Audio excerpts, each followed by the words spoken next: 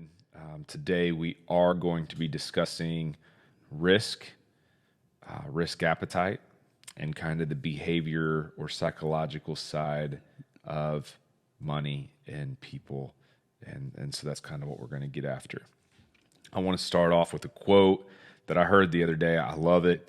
It is, if all humans needed was information, we'd all have six packs and be billionaires. We're excited to jump into this video, but before we do, I just need to make sure that you understand that this is an educational video and it's not meant to be specific advice for a specific person. We just don't know who we're talking to out there, and everybody's needs are a little bit different. These are some great general concepts that we'll be covering, and I think it's important to a lot of people, but how this specifically fits and is tailored to you to be great advice specifically for you takes a little bit more information gathering. So if anything we cover in this next video speaks to you and you think, man, I'd love to know more, just reach out and we can get a little bit more specific and tailor this education or tailor advice to you specifically. Josh, so I think the notion is that if I go Google how to something, I can get all the data I need. I know how to go to Google. The information's out there. Find a good diet, a clean diet, one that would make me more healthy, look better, feel better. And even if I go and find that information, getting it done, implementing that information into practice is hard for me to do. Yep. And what is it that stops people from executing with all the information out there? What is it? Yeah. What is that it? Like, what causes people to just not execute on what their goals are? Yeah. If I know that I could have six packs or a six pack And be a billionaire, billionaire, why don't I? Why don't I have it? So heuristics is this kind of very practical thing inside of us as human beings that helps us solve problems in real time. Right. So it's kind of maybe tied a little bit to like fight or flight responses. But this notion that through quick and rapid deduction, I can make a choice and execute what's happening is my brain is dumping all these past experiences, all these stories and experiences I've heard, had, seen, shared. And that compilation is helping you make the decision. And it helps me make a decision in real time. The problem is these heuristics says that the deductions I make to help me solve this problem I'm facing are not always guaranteed to be optimal, perfect, or rational. So in that sense, sometimes we might actually be making deductions. We might be trying to solve a problem, but they're actually hurting us more than helping us, right? Overall, whatever decision you make, you might think it's safe, but there's risk in everything. Right.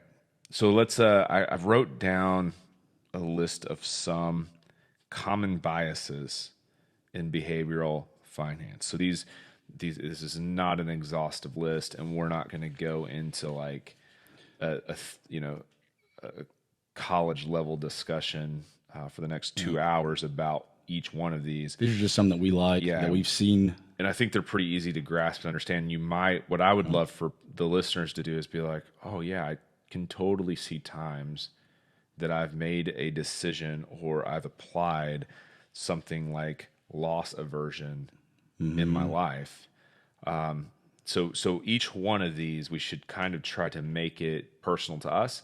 Yep. To do some self-evaluation to say, is this something that I tend to do or tend not to do? Is it helping me or is it hindering? Yeah, and some of these are going to be like real specific and they may not apply to everyone, but some of these I think we're all guilty of. Yeah. So in loss aversion, first, nobody enjoys losing. So loss aversion is not like the lack of enjoyment. You're not taking complete loss. Yeah, it's not this notion that I have to avoid loss at all cost, or this idea that I just don't like loss. It is the notion that because I don't desire loss so much that I will avoid any exposure to loss in the future, even if I need a benefit, right? So the easiest, I think an easy way to explain this would be that we all drive, and we'll come back to this analogy quite a bit, but we know there are times where people have vehicle accidents and get severely hurt or even killed. So loss aversion might be something like, I know somebody who was severely hurt in an auto accident, so I'm just never going to drive again. Instead of looking at the greater picture of, millions of people drive all over the place every day. I've driven, hundreds of thousands of times in my life, and this particular thing hasn't happened. But because of one time, I'm changing the trajectory of my behavior forever. That might be really close. That's kind of probably the closest we're going to get to defining loss aversion. Even though I know, like in a circumstance where, my daughter calls me and she's like, "Hey, Dad, I really need you to come pick me up. I'm she's at school and hey, I'm sick. I need to get to the doctor." I know she needs to get to the doctor. I know I need to go pick her up. I know that there would be great benefit from picking her up and getting her to a doctor because she is sick. But because of that one story I heard that one time, or because of my one experience that one time, I'm going to choose not to drive to pick up my daughter. You're going to walk. Yeah. So I think that's the idea that loss aversion is, just kind of becoming irrational because of one experience before. Just thinking that if I replicate this ever again, the loss is going to be the same or greater. You think you're not taking risk, but in reality, you're just making there's risk in everything. Right. And we'll talk more about that too. Another one, another common bias in behavioral finance is one called endowment effect. This is my favorite one. I like it because it's easy to talk to, and we do see this all the time. Yeah. So endowment effect is kind of my own definition for this. My deduction on what this, my takeaway is, once something becomes mine, it's mine. So a great example is, Josh, if I open an account with you and give you $10,000 and you invest it and make it $15,000, but then 6 months later it goes down to 12,000 or 13,000, is my portfolio performing positive or negative? Right, it's positive. Is it? But I had 15 in my account. But you think you lost 2,000?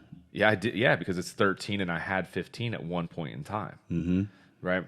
So the notion behind endowment effect is just kind of a way to say, sometimes we might feel that we have lost something when in fact we may have not.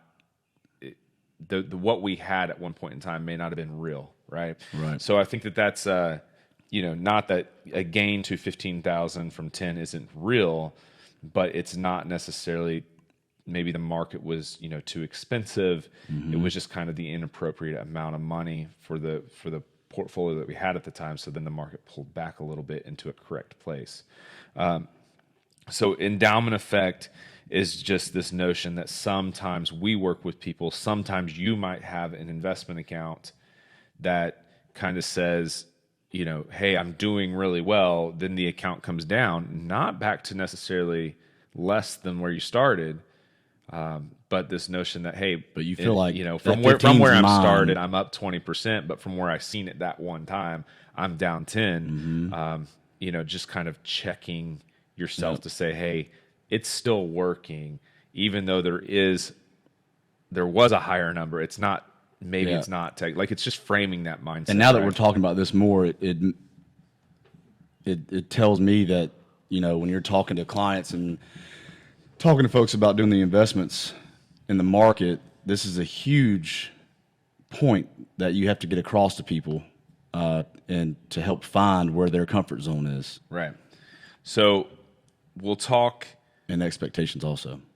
Talk more about another bias that kind of it's two separate biases, and we'll talk about them both, but I feel like they're kind of very closely related. So the first one that we'll talk about is familiarity bias, And familiarity bias is just when we typically tend to make decisions because we're familiar with what we're familiar with choices that we're given. So I shop at Walmart every day. yeah, so I might buy that stock. Yeah, I might invest in, this company because I'm going to this company's store all the time. I'm familiar with the products.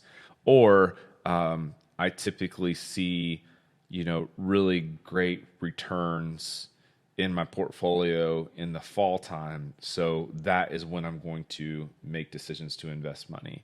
Or, on the flip side is, I'm familiar with losses. So I'm not going to do something because of my familiarity with that, right? So again, it's just typically decisions based out of familiarity to circumstances or to specific products even. I'm a little bit guilty of this. Familiarity bias. Like, I think I've used the same brand of toothpaste for probably 25 years. I just like really don't switch up my toothpaste. I don't know what it is. I don't even consider other things when I go to the store. I just know what the box looks like. I grab the same box. And I don't know what I would do if they stopped making my brand of toothpaste. I don't know where to even start, right? So I'm just so familiar with that. You feel comfortable, but is it the best for your specific I mean, I think so. teeth? I hope so. I don't know. I'm just not going to change that, right? Because I'm familiar with it. So I think we all probably have some familiarity biases in, like, maybe if we go to the same, place for coffee in the morning, or maybe we go to the same, gas station because it's close to our house, we tend to get, we're very, just, we like to be in our little comfort zones. And sometimes that's what familiarity bias does. Inside of familiar, or kind of like, I think closely correlated to familiarity bias, is recency bias, right? And the difference between the two is, one, we're in both times we're making decisions based on something we're familiar with. But in this case, recency bias is, I'm familiar with this because it recently happened to me, and because of the recency of it happening, that outcome trumps a million other ones, right? And it triggers you to make a decision, whether it's good or bad.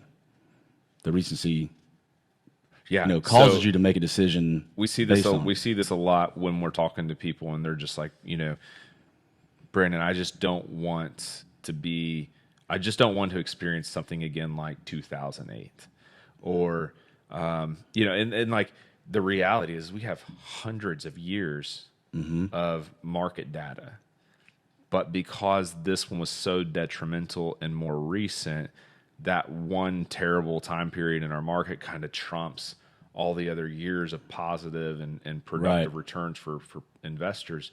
But that one was just so traumatic to a person, and it's also recent, so it takes precedence in our mind and in our emotions. Right. Over, you're not looking at the overall picture. Over the bigger picture. And I think that, so recency bias is where that most recent event has greater weight than historical events. Another way that we see this, and we in our judicial system. So, if you look at like somebody on trial, and you have, whether it's hours, days, weeks, months, whatever, of two lawyers presenting their cases to a jury, right? Again, going back to, if all that human beings needed was information, we'd all be great, right? So if all my jury needed was information, then the presentation of my arguments over the course of, again, days, weeks, or months would be sufficient for them to make a decision, for them to make the right decision. But what do they do at the end? They have closing arguments. And a lot of times lawyers will put a ton of effort and preparation into closing arguments. And why? Because closing arguments, we recap a couple informative of points, the statistics, but we're targeting the emotions. We're pulling on the emotions, pulling on the heartstrings, because we know when they go into deliberation, that's going to affect emotional their decision. And recent pull, right? That recency bias comes into play. Is now I've not only hit them once or twice with some big pieces of information, but I played into their emotions, and I did it very recently. So if my closing arguments are very, very good, the chances of the jury leaning making one a way or the decision other. the way that I want them to, it might be a little bit higher than if I don't close that out the right way. So we see recency bias all over the place. We can do this with, like, I've done this before with my daughter. She does something where it's like kind of frustrating, and then something happens again, and we use the words, you always do this, right? Like, we do this in relationships, whether it's spouses or Ellie, this, like, you're always doing this, and it's no, she's not always doing this. It's just it happened so recent that I feel is happening over and over again now. So recency bias is a huge one that I think we see all over the place, but it also can really impact us on investment decisions, and not just the negative recent. We see this too with market euphoria, right? Yep. When the market's winning every day, it seems like investors can't make a bad decision. We can just kind of pick anything, and then we end up getting really crushed later on when we realize we weren't doing the appropriate homework for our investments. You're making decisions based on that instead of based on what your goals are, your plan, and you kind of get off track. Yeah, it can really be it can really affect our ability to kind of stay on course, because if everybody's winning, I might as well start winning too. And that goes into herd mentality. Yeah, well, herd mentality is a little bit. We're going to talk about two more first, which I think are again very closely related. So the bandwagon effect and or anchoring bias, which is basically this notion that the things that I've most recently seen can change how I process previous data, and or things that I've seen first drives how I interpret future data. And so that might be a little confusing. Let's make that simple. If I'm planning a trip to Florida for Memorial Day, right?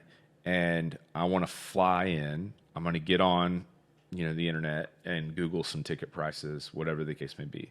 So let's say yesterday I got on and I seen that ticket prices were $250 a ticket, and today they're $200. Yep. Right?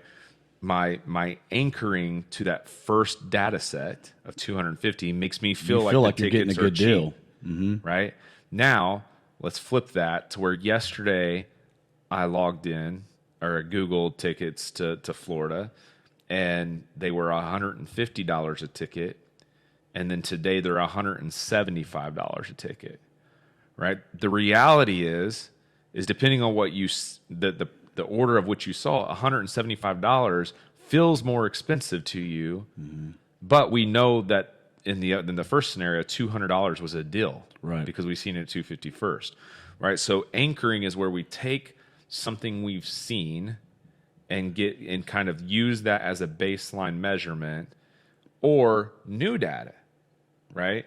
Can be swayed by our interpretations of previous data. And another way to think about this too, something that we've seen is, we'll talk about, like, from a financial planning standpoint, you have,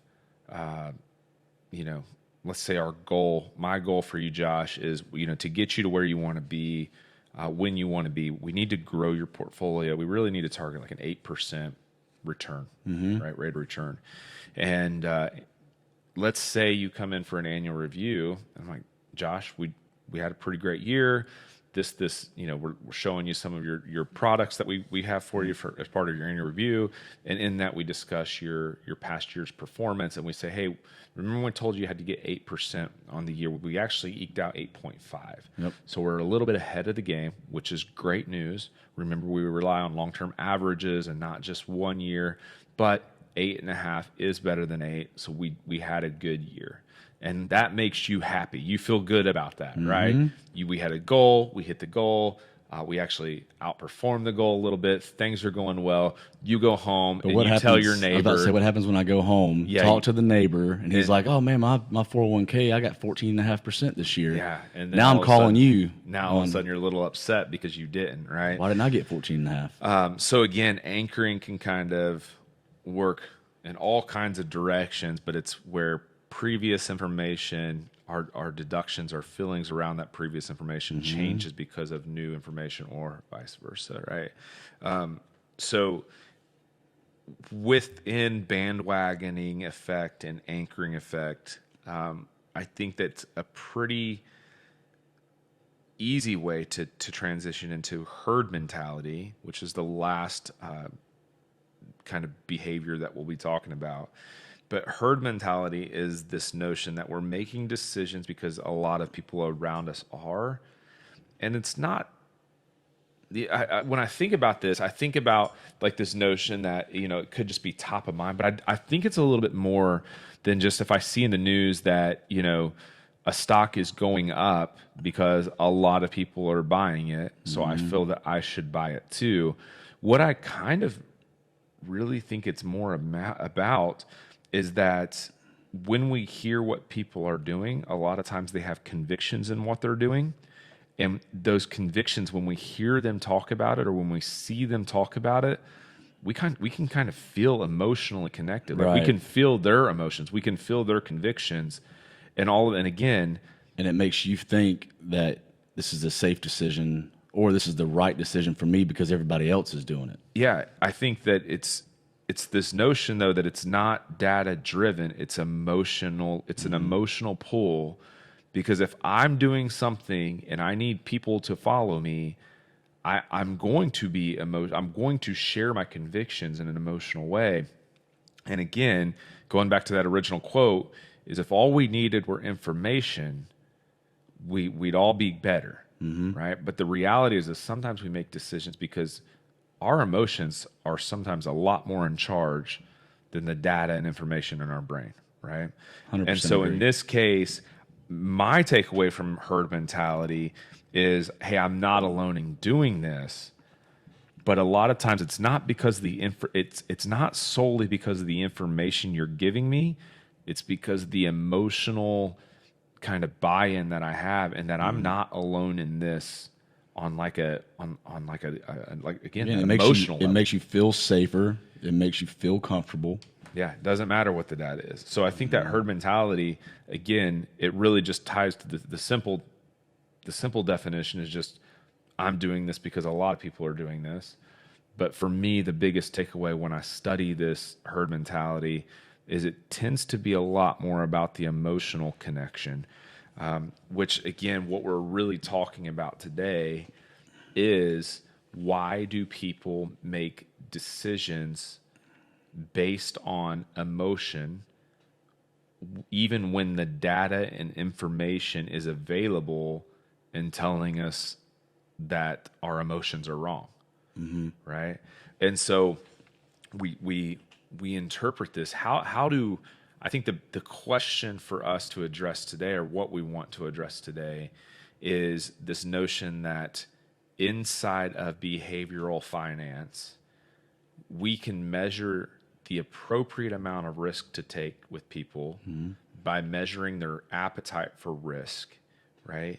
And then we can apply statistics on the math and science side of portfolio building, Which will, again, tie everything in together. and then match it to the person and what their emotions say they need to be committed for the long term. The reality is, I think that if I invest you too aggressively and you are not an aggressive person, and we don't match your portfolio to who you are, The likelihood of me you're probably going to quit. quitting.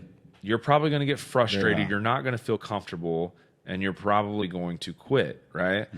And so it's very, very important for me to make sure that the statistics of the portfolio suggest, either higher risk or lower risk based on who you are as a person, based on your own attitude, your own experiences, and your own personal appetite for risk. Yeah, I've got this Venn diagram drawn on my page right here. It's got human emotions on one side, stats on the other, and our job is to put those together to create the perfect portfolio to set you up for success. Yeah, and you see these tools all over the place. So, like, if you work with a professional person when it comes to financial management, they're going to give you like some sort of risk tolerance questionnaire. If you work, like, if you're a DIYer and you have like a platform where you kind of build your own portfolios, there are also tools in almost every single. I've not seen a single platform where it doesn't exist that you can't take a risk tolerance questionnaire. And then also, even if you're like if you have a 401k at a company, many times either the advisor on that plan and or the tools in the resource centers of those plans will have risk tolerance questionnaires. And so those questionnaires, again, are geared towards kind of quickly identifying your appetite for risk, and it can make recommendations for the type of portfolio you should build. So that's kind of how this all comes together, is understanding that sometimes we can align a portfolio with a person's risk tolerance, but even when we're going through really euphoric times in the markets or really pessimistic and scary times in the markets, we still have emotions that come into play. And we have to, when we work with our clients, we really try to separate those emotions out and make sure that the person that's, the client that we're working with understands that, hey, maybe this is more of an emotionally charged decision. Typically, that's what it usually is. Right. And if you're doing this on your own, this is where I think probably one of the greatest values of working with someone is, because it is so difficult to have the capacity to not get emotional about our own finances, your own money, right? Finances and financial health is extremely important, because if we do well with our finances and if we are financially healthy, we have the freedom to kind of live life the way that we want. And so if I make a decision in my portfolio and that decision ends up feeling like a wrong one very quick because the investment isn't working out, then I can sometimes get very emotionally charged, very dialed into what's going on, kind of target fixated, and you get off track. Tiny thing, and I kind of just lose control. Make a bad decision, get off track. So that's where I really do think that my value comes into helping people avoid making, money mistakes, or at least putting in the effort to avoid money missteps. Right? Emotionally charged decisions happen to be like probably one of the leading. Yeah, I feel like the emotional side of investing is the most important thing, that if you can get that reined in and find that sweet spot where you're comfortable, you're going to be successful. Right. So I really do think that is the differentiator of people that work by themselves. Most of the time, in most of my own experiences, talk about heuristics here, in my personal experiences as an advisor working with clients, most of the people that have these like terrible tales typically were either self-managing through a big crisis like the 2008 financial crisis, and they ended up deciding to sell when the market was kind of at a low, locked in a ton of losses. And you can almost guarantee those decisions were all emotional. Yeah, absolutely. And then the other side of that too is a lot of people that I meet, they'll tell me about their big woes and how investing hasn't been kind to them. But a lot of times when you dig in, you realize they'll tell you, they're like, well, this didn't happen to me. It happened to a really close friend. And so sometimes we pull on these stories of loss and grief and these emotional things, and we kind of make it our own truth. And that's our job, is kind of separate that. So if you are doing this on your own, if you are managing on your own, just you have to find a system and a process to employ that helps you make tactical, informed, data-driven decisions and not emotionally charged and understand reactions. how important the risk tolerance and understanding that is compared to just going in and, you know, picking stocks and going on the stats. Yeah, so let's go ahead and just define. When I define risk, I'm trying to measure the likelihood of occurrence of losses. So how often or what is the chance that losses might occur relative to the chances of expected returns. So again, if I'm targeting 10% returns, what are my chances of actually getting 10%?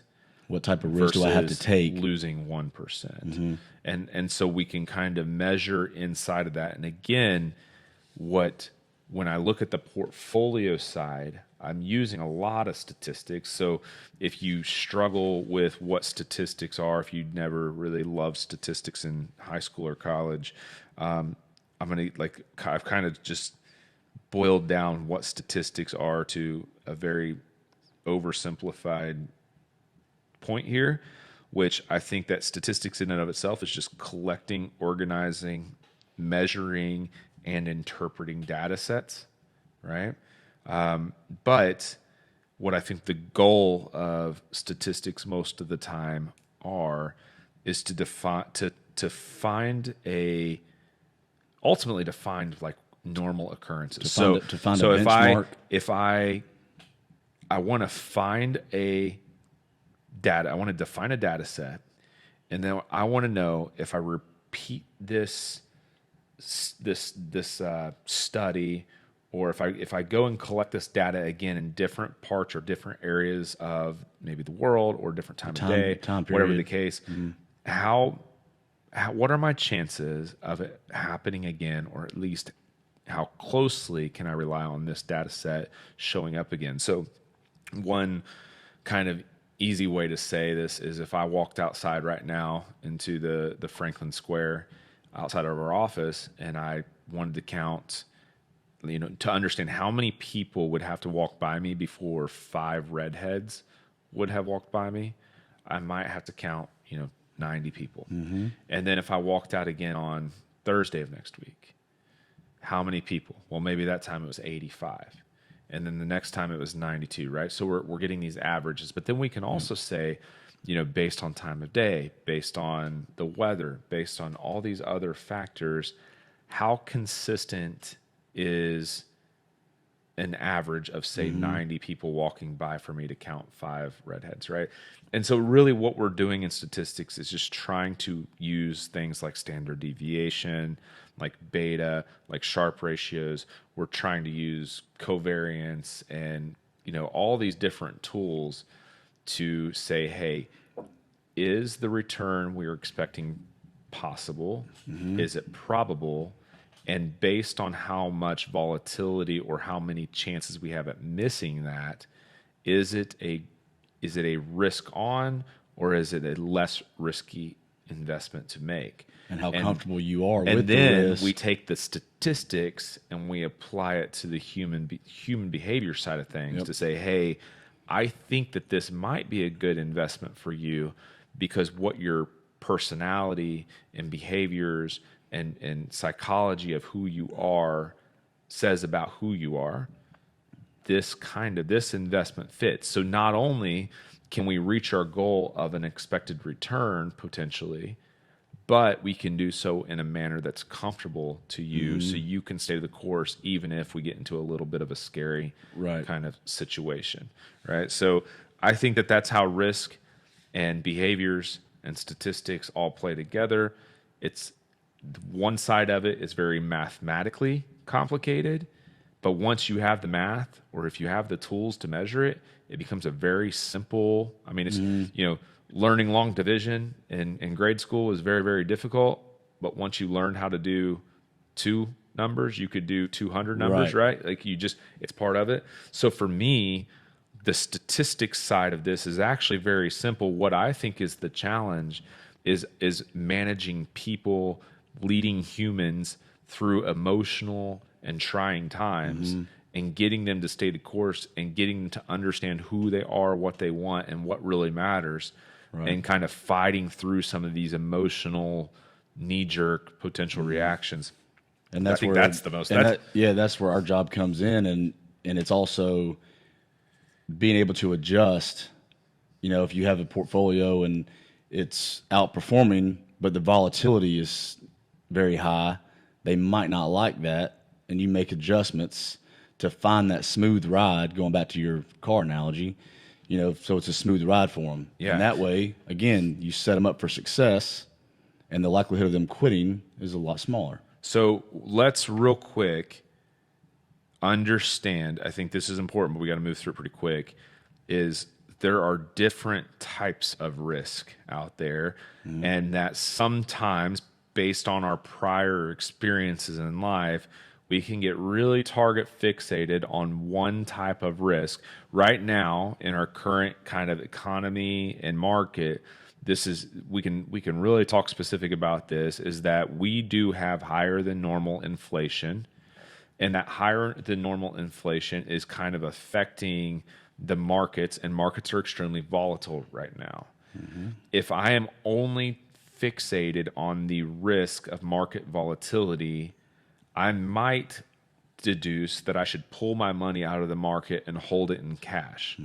But cash, You're not in thinking high about inflation, is losing value at a rapid pace. And so let's pretend that my investment portfolio is down 10% and I have cash outside of the market that hasn't changed in value, but inflation is now 10%, right? And let's fast forward a year. That cash that I've been sitting on has now essentially devalued by 10%. And the market that was down 10% has come back up 20. right. So in the sense, right, not like where the volatility felt, and I was focused on the volatility because I was scared of the markets. I did not want my portfolio to change value. Cash felt safe. Yep. But fast forward a year from today, where my investment portfolio is recovered, that cash has lost kind of permanently a 10% purchase power, right? And so we have to understand that there's different types of risks. Josh, read through some of these things that are just, they're a part of our life. You can't really diversify away from them. These are things that we call non-diversifiable risk or systematic risk. Tell me about some of these. So this is going to be when you go into market risk, mortality risk, interest rate risk, inflation risk, which we just touched on, horizon risk, reinvestment risk, and credit risk. So if I want to buy a CD, CDs are really safe, right? Like by and large, they're FDIC. They could, FDIC insured investments, investment vehicles. I get a guaranteed rate of return. So inside of that, it's safe, right? Do I have any risk in a CD? So yeah, you feel safe, but the problem is when that CD matures. Let's say you got a 3.5% CD for a 2-year maturity, and in 2 years it matures. Well, now you're taking that principal balance out. Well, it's got to go somewhere else, right? So when you go to reinvest it, CDs might only be given back 1%. And we've seen that a couple years ago, and right? we've just We've went through been it. kind of going through so that, that's your reinvestment risk. Yeah. So I think the biggest point, again, I don't want to spend too much time here. I mean, we could probably do a whole nother show on the different types of risk and defining them, which maybe we'll do. But overall, what we're trying to, I guess, portray here is no matter what decision you make, you have to look at the overall picture because there's always going to be some type of risk somewhere. Yeah, and even cash you under have to expose or buying gold and putting it in a safe in my basement. You might feel safe because you've got 10 gold coins in the safe. Yep, liquidity risk is still a thing. So is my money accessible? Liquidity risk is So these are things that we really are just part of our lives we can't get away from. On the flip side, there is what we call diversifiable or non-systematic risk. And those are things that typically we can reduce risk on by diversifying our assets. A lot of times these types of risk are we diversify away from them because we reduce our risk exposure because we are diversifying our assets. And so in this, for example, if I had $10,000 to put into an investment and I put it all into the technology company ABC Technologies, right? If something happened to their cash flows or something happened to their management or operations, if something happened to the company or the business, I would be heavily at risk, right? So that in and of itself, I could diversify away from by maybe picking 10 to 15 different stocks and making sure that some of them were in, I could still buy ABC Technologies, right? But maybe I'm buying another 2 or 3 more technology companies as well as other sectors of the market. So even if technology as a whole falls down, right? Maybe my healthcare sector is performing well. So there are certain ways to diversify my risk. If I'm worried about equities, I might have a portion of my portfolio in bonds. If I'm worried about in the U.S. investment markets, I might have a portion of my portfolio invested in global markets, right? And so there's many ways where we can diversify away from risk and reduce risk. But if markets across the world fall, you might not be able to diversify out of that, right? But the chances of mitigating losses are much better when you're diversified. Absolutely. So that is, understanding there are different types of risk, understanding that our emotions and experiences and our past things we hear from our neighbors, our friends, our family, things we've seen our parents go through, all of that can lead us to become target fixated on one specific type of risk. Most of the time, that has to do with fear of loss and or market volatility or time periods where markets are off their highs. We get focused on that instead of paying attention to everything else going on and understanding that, hey, right now the markets are down. Right now that doesn't feel great. But also, if inflation is in fact high, the fundamentals of finances tell me that the right thing to do when you have high inflation is to buy assets. So even though the markets are down, I understand that I'm doing the right thing by continuing to buy assets, whether it's physical, like things like houses, buildings, but also stocks are considered assets as well. So stepping back and taking a look at the greater overarching thing that we call risk. There are lots of different types, and most of the time we're exposed to one or all of them. But I think going back to what we originally were talking about as far as the herd mentality, the familiarity and all of that, if you understand that exists, it'll help you make a lot better decisions on the emotional side. Yeah, and I think that's really the biggest takeaway is not necessarily that if you are, if you are one that tends to take on kind of this herd mentality, if you're one that takes on a little bit of this recency bias, it's not necessarily saying that you're going to fail or you can't be a good investor. It's really about self-awareness, knowing it and exists. Saying, hey, I know this about me. I know that I'm feeling like I need to make a decision. Is this a decision out of fear because of, this part of who I am? Or is it a decision that is actually a good, data-driven, well-informed decision to keep you on track? Right. And so that's, I think, the biggest thing. Again, I'm not really sitting here saying, oh, you should just change all these things about yourself. That's unrealistic. What's really important here is just saying, hey, be aware of who you are, be self-aware, do some analysis and be introspective enough to say, man, I actually do tend to make decisions because some of my friends are that are probably a little bit inappropriate for me. So next time my group of friends say, hey, they're doing this, maybe I should just kind of like take a breath, understand Does that about this me, fit my plan? and then say, hey, is this still appropriate? Because Right. it could be your friends can give good advice, right? So not every time your friends say something, you should be like, oh, nope, running away from that. But it's just like, okay, But is this it's your journey.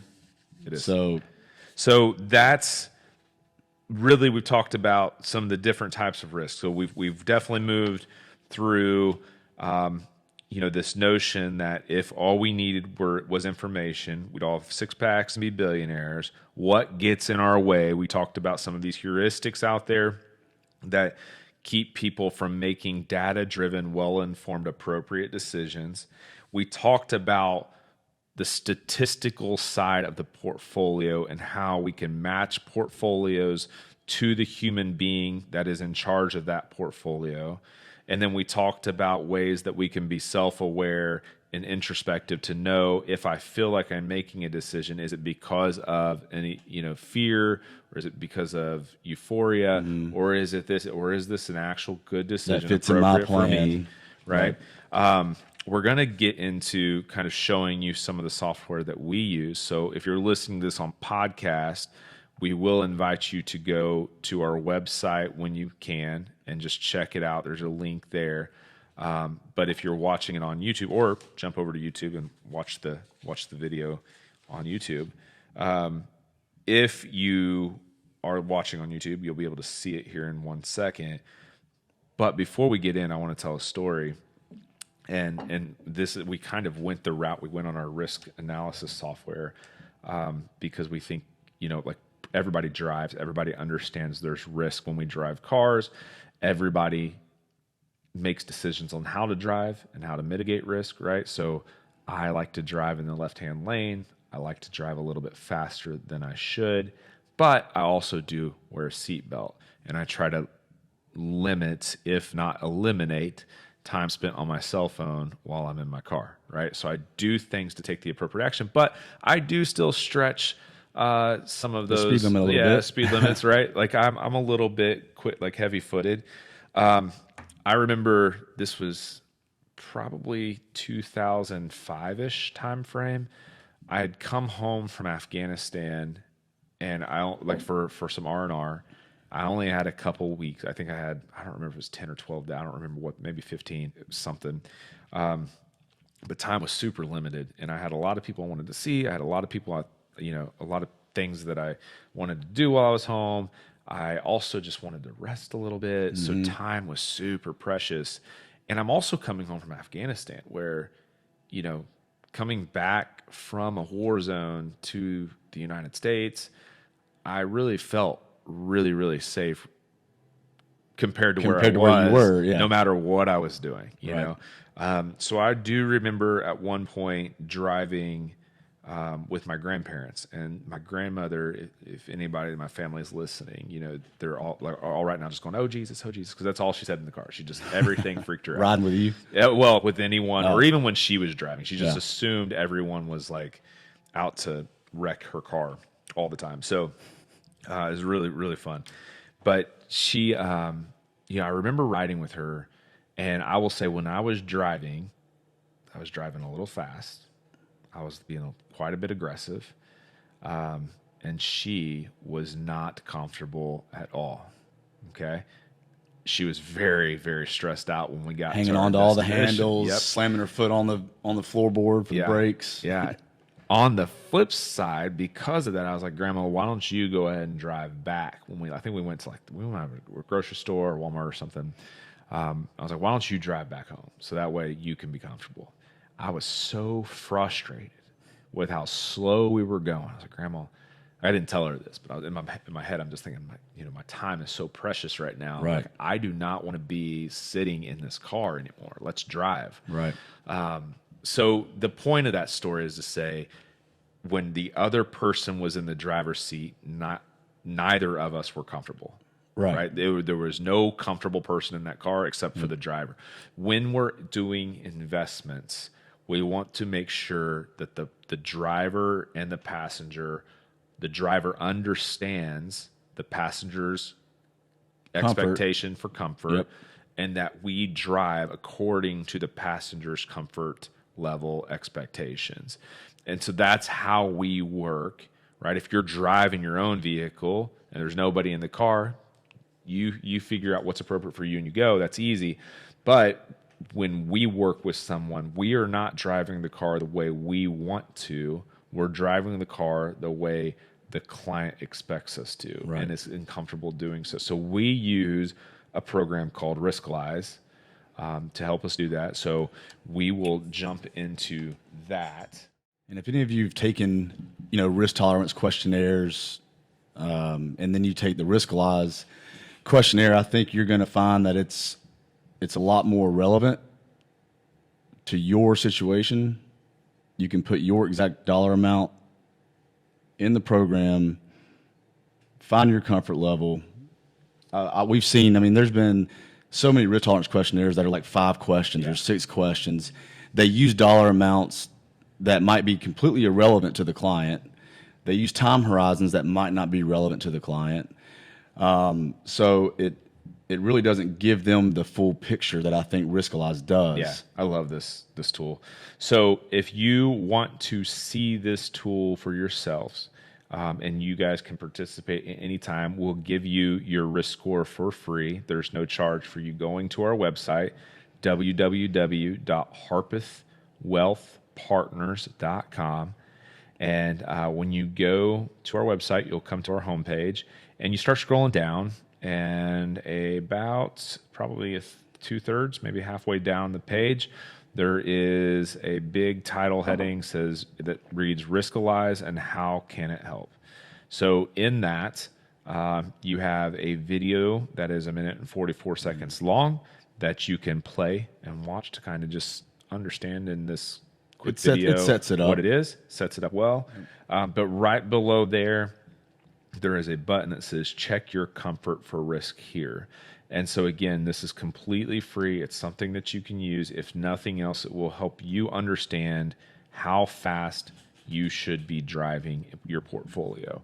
So in that, when you click the button, it takes you over to the Riskalyze page, and you can already start to see that we are playing with the driving analogy here.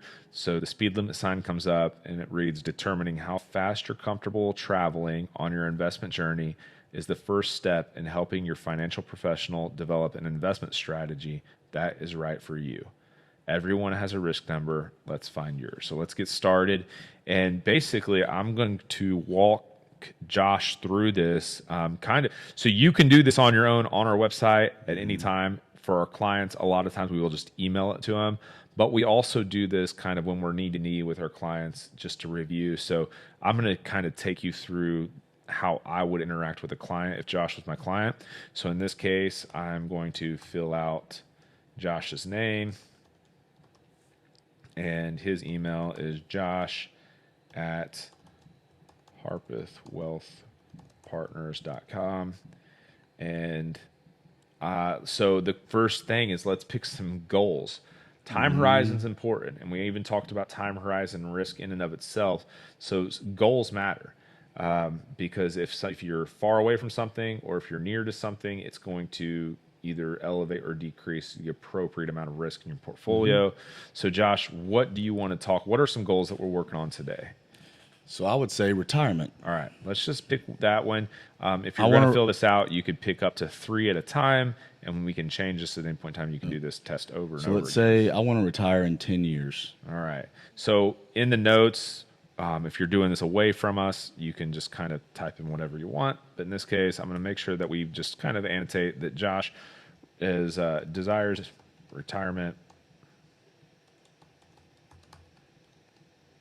in 10 years. And to make numbers easy, let's use 100,000. Yeah. So with total investment amount, we really do try to tailor and make this a unique experience for everyone. So whether you're working with $500 in an investment account or $5 million in an investment account, we're going to talk about some percentage amounts, but we really want to translate those percentages to dollars, because it just hits a little different. If I say you could lose 10% Again, next tapping month, into that emotion. yeah, if I say you could lose 10%, that might be a little arbitrary. But if I say you could lose $50,000 next month, that hits just a little different. So we are going to just work off of $100,000. So this might be somebody that has a old 401k that they're looking to either self-manage or roll into a personal IRA.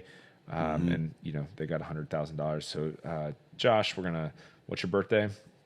8/11/86. Josh, what's your social security number? Just kidding. We're not going to go there. You said 86. I'm mistyping in there. And you want to retire in 10 years. In 10 years. So you'll be what? 46. 46. What a goal. I love it. All right. So gut check questions. This quiz should not take longer than maybe 10 minutes, right? It's pretty quick. You shouldn't be thinking about it. There's no way to mess this up. Go with your gut. There's if no you wrong feel answer. really off at the end, you can address it by just emailing us or calling us or talking to us. So how do you feel about the markets, positive or negative? Say negative. Yeah, they're pretty rough out there right now. How do you feel about your financial future? Confident or anxious? Say anxious. You're anxious. Okay. So we going definitely- back to that tool with the confident and the anxious and how you feel about the stock market, this program will actually send you out an email to reevaluate those questions. We can do it quarterly, semi-annually, or every year to kind of see how you're feeling. Because again, going back to the emotional side of things, I mean, this is showing how important that aspect of investing is. Yeah, when I get those check-ins from my clients, if I can see the history where they're feeling very confident, And then this one day, this actually just happened with a client this past week. We sent out a check-in came back, and he Anxious. went from feeling confident about his financial future to anxious about his financial future. And when I started asking him why, I assumed just because the state of the market, it had to do with that. So I was prepared to have a call about just we've Market prepared outlook. for times like this, and Right. it's okay. It's this doesn't derail the long-term plan by any means. But what I found out was that he's actually contemplating leaving his current employment status to launch his own company. He sees some writing on the wall where he's kind of topped out at his current, employer, place of employment, and he really thinks that he could set up a company that would just kind of be something incredible, change his outcome. But there's a ton of risk, obviously, from going, from a W-2 employment standpoint to being a business owner. And so, he's feeling anxious about his financial future because he knows there's more for him on one hand, but he knows there's a ton more risk on that hand, or he could just kind of ride it out and live status quo. So we got to have a really fun conversation, and really pull some things out from within him. And I'm anxious to see. And that could trigger making adjustments to his portfolio. It could, yeah. Make, we had to have that piece of the conversation to say, hey, what would be some liquidity needs? What's the reality? How soon could this happen? He's still he's kind of in the early exploration phase, but we didn't make any changes per se, but we definitely made sure he understood that it could absolutely change or adapt the investment strategy we currently have. But again, just so excited for him because in that call, and it really goes back to just two simple questions that took him 30 seconds to fill out, and he's pretty motivated now too. So in that, risk and reward go hand in hand, Josh. It's important for your financial professional to know the amount of risk you're comfortable taking and the return that you're seeking. So I want you to think in the terms of the next 6 months. And we're going to move this slider back and forth to understand the trade-off, the relationship between a chance at gaining in your portfolio and also the chance that your portfolio value could go down. So where we start is, and I'm going to break this down. So the least risky portfolio that I could probably design would be something that's targeting somewhere between a 2.8% return and a negative 1.19%. So again, for me to target 2.85% return, we have to understand that in the past, portfolios that were built with that kind of safety in mind did still have downside risk, and typically it was around 1.2%. Okay. A typical portfolio built like that would see an average return of 1.66%. Okay. Now, again, dollars hit a little different than percentages, so I want you to understand that based on $100,000, you could see a return of $2,800 or $2,850 to be specific, or you could see your portfolio drop $1,190. Now, I'm just going to skip over to the extreme side of this slider for the most risk on that I could probably design a portfolio. And again, talking about the next 6 months, how good would it feel if your portfolio went from $100,000 to $129,000? That would be nice. That'd be nice, right? So what we'd see there is an upward possibility of about 29% or a little over 29% return. But guess what? Now, how much do I have to risk? Risk and reward come hand in hand, right? So if I built a portfolio targeting that kind of return, we might see some near-term volatility where your portfolio would come down 19.67%, or your portfolio could drop $19,000 in that same kind of time period.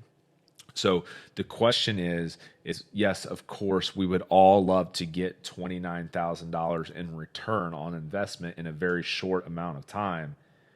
But am I willing to take that risk knowing that the downside cost, I could see my portfolio value come down? And I keep saying portfolio value versus losses because, again, if we're investing, we only technically lock in or realize losses when we sell things. A value of a portfolio is just what somebody is willing to buy it for right now, this minute, right? So, and I always use this kind of example with clients.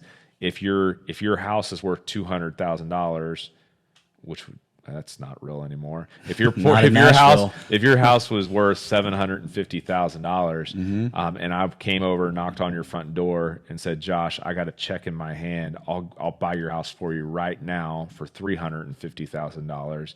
You'd slam your door in my face and tell me to get off your doorstep, right? You just say no.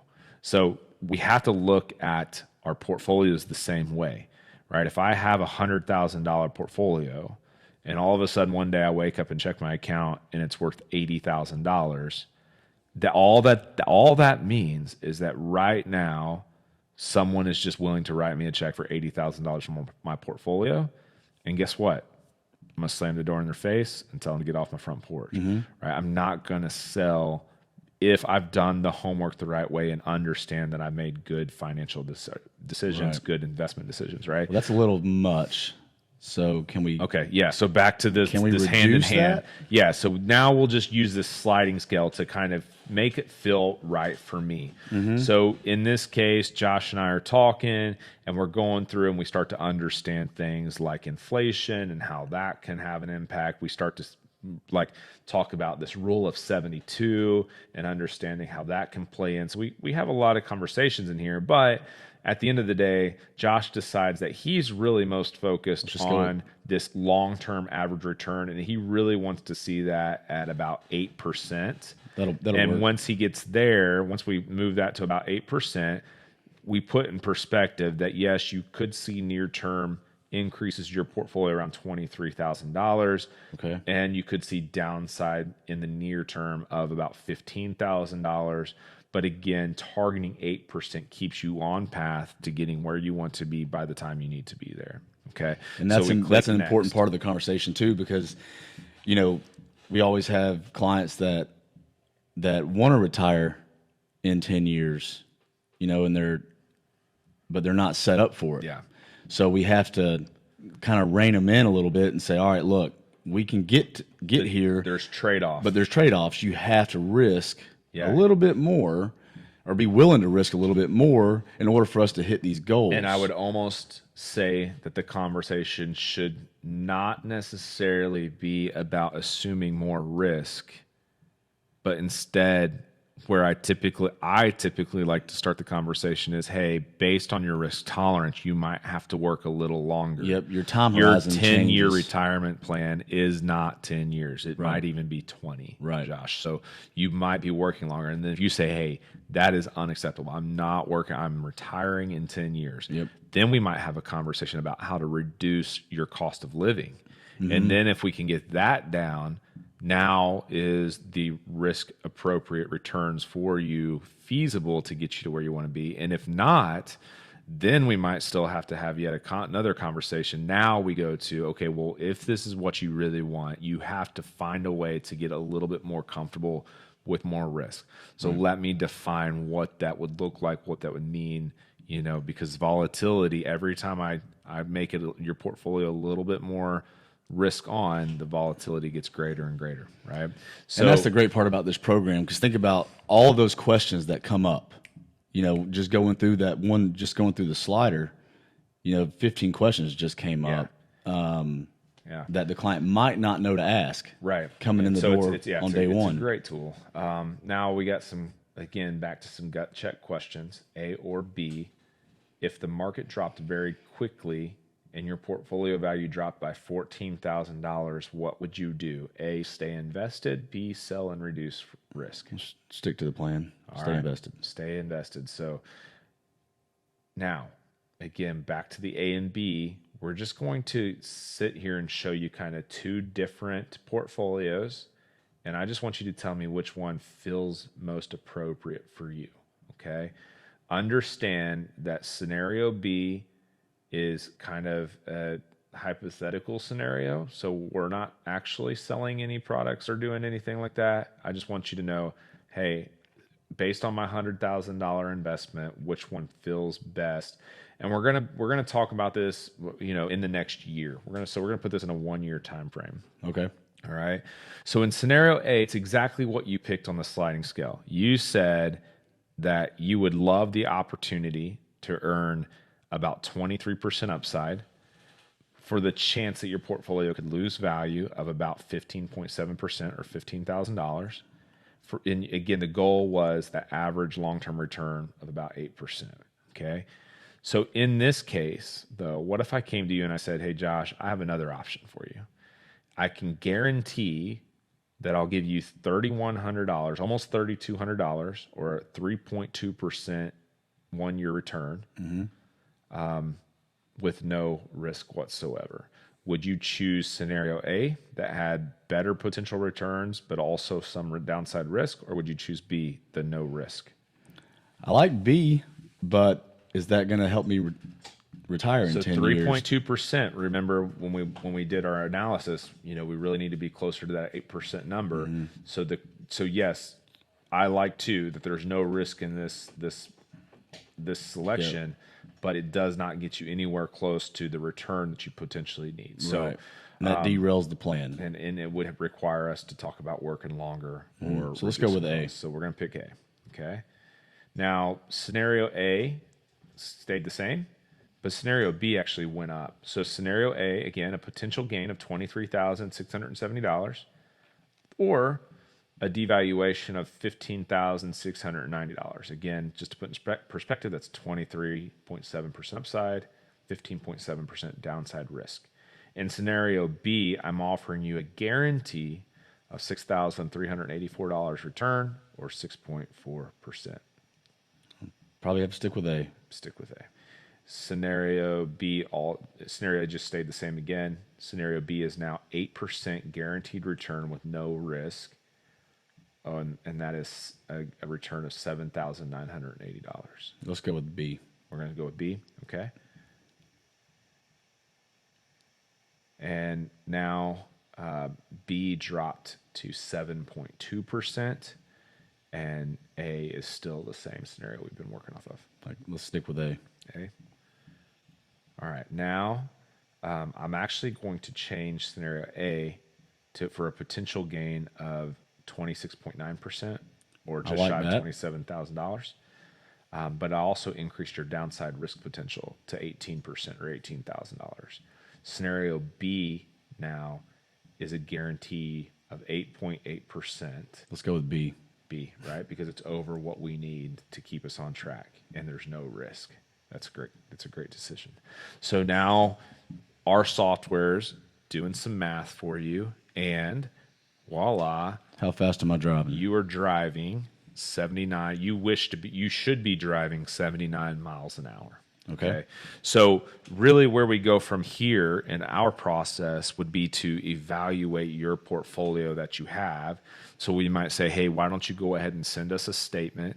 Or why don't you go ahead and talk about your portfolio the way it's situated now? We can compile several different. So if you have a 401k, if you have a traditional IRA, if you have a Roth account, if you have a taxable, we can kind of compile all of these and really now say, hey, your portfolio. Did you know your portfolio is only driving 60, and you want to be driving 79? In other words, you're Brandon in the passenger seat and his grandma's driving. You must be frustrated with your returns. You're not getting what you need or what you want. On the flip side, we definitely see also people come in that score a 79 and their portfolio is driving, 99. 99, yeah. And they're wondering why they're so frustrated and feeling like they shouldn't be investing in the market. So that is the Riskalyze software. And again, what we're trying to do is make sure that you understand who you are and that we are very, very emotional people, and our emotions oftentimes trump our data-driven decision-making centers in our body, and we tend to make sometimes quick, hasty decisions based off of experiences, our past, and what people around us are doing. And sometimes those decisions can be irrational, inappropriate, or unhealthy for us. Right. And it's because we operated out of emotions and heuristics and not sensible and data-driven information, right? And a lot of questions that we get when you finish this test, figuring out what your risk tolerance is well, what do people my age usually score? Yeah. Going back to the herd mentality. And it's just immediately like, who cares? Who cares? I want to be close to that. But again, going back, this is my journey. We're tailoring the portfolio to me, not what my neighbor's doing or what the average person my age is doing. So I think that's, again, you're setting yourself up for success if you can do that. Yeah. All right. So I think that wraps up our conversation on risk and kind of the behavioral side of finance. Just again, based off of this quote, if all humans needed was information, we'd all have six packs and be billionaires. I expect now that you are very, very well educated on the emotional side of things, that every person that we meet that has heard this podcast in the future should be millionaires with six packs, right? No, we're always going to need some partnership in this. And so, like I said, guys, this podcast really is geared towards just educating everyone and making everyone a little bit better. We really aren't trying to necessarily, sell you on any one notion or one idea. But we definitely want you guys to understand that if you are a DIY investor, that is one piece of the pie, and it still can be very, very beneficial for you to work with someone on kind of the psychology of financial holistic, approach to the holistic approach to financial health overall. So keep that in mind. We'll be back soon. We got a lot of stuff to cover. And we look forward to sticking with you, Josh. Parting final words. Just going back to the Riskalyze, this is one of the early processes in the Harpeth Wealth Partner process, as far as the onboarding process. But just going through it on our website, taking the quiz, you're going to come up with 15 or 20 questions just by taking the quiz. And bringing it into the meetings, and that's kind of a good footprint or a good foundation to get started in this whole journey. All right. We'll see you soon. Please subscribe to our podcast, subscribe to the YouTube YouTube. channel. We'd love for you to reach out to us, send us emails, send us feedback. If you have ideas of things you want to hear discussed, if you have feedback of ways we could educate you guys better, send it out. Our emails are all both on our website, www.harpethwealthpartners.com. We just really look forward to continue this journey together. Thanks.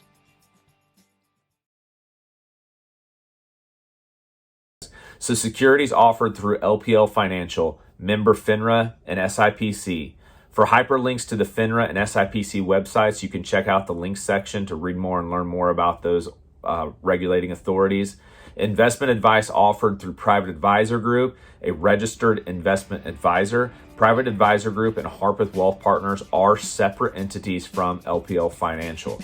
Third-party posts found on this profile do not reflect the views of LPL Financial and have not been reviewed by LPL Financial as to accuracy or completeness.